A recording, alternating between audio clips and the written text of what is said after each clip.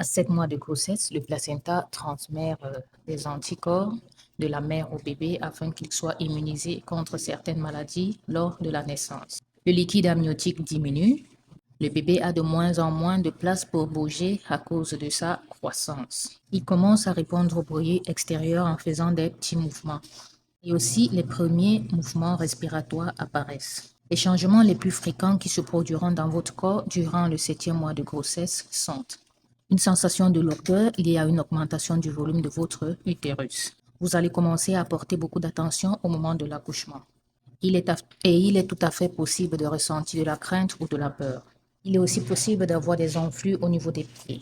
Si elles ne disparaissent pas ou apparaissent sur d'autres endroits, il est recommandé de consulter votre sage-femme. Entre autres, des vergetures apparaîtront sur votre ventre. Les examens que vous devez réaliser au cours du 7e mois de grossesse ont pour but de surveiller votre croissance et le bien-être de votre bébé.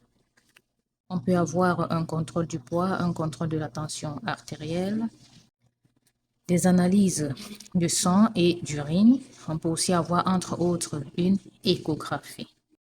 Les différents maux que vous pouvez observer au 7e mois de grossesse sont les douleurs au niveau du dos dues à la croissance de votre utérus, des brûlures de l'estomac. Vous pouvez aussi avoir une fatigue et des difficultés à respirer, des insomnies, une plus grande irritabilité et de l'anxiété.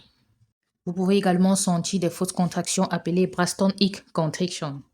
Cependant, si vous avez plus de 5 contractions par heure, il faut contacter votre médecin ou sage-femme. Il est fort probable que ce soit un travail prématuré d'accouchement. Déjà qu'à 7 mois de grossesse, le fœtus est suffisamment développé pour supporter l'accouchement. Voici quelques astuces qui vous permettront d'atténuer vos maux. Il est très crucial de faire des exercices de relaxation afin de combattre vos insomnies. Ensuite, reposez-vous et ne restez pas trop longtemps debout dans le but de limiter les gonflements de vos jambes. Dormir avec les jambes surélevées aussi, ça permet d'éviter beaucoup de gonflements. Pour les maux de dos, il est conseillé de mettre un coussin qui vous permettra de soutenir votre ventre et votre dos. Faites aussi des petits massages dans le but de réduire les crampes et les douleurs lombaires. Consommez les aliments riches en acide folique et en calcium dans le but de protéger les os de votre bébé.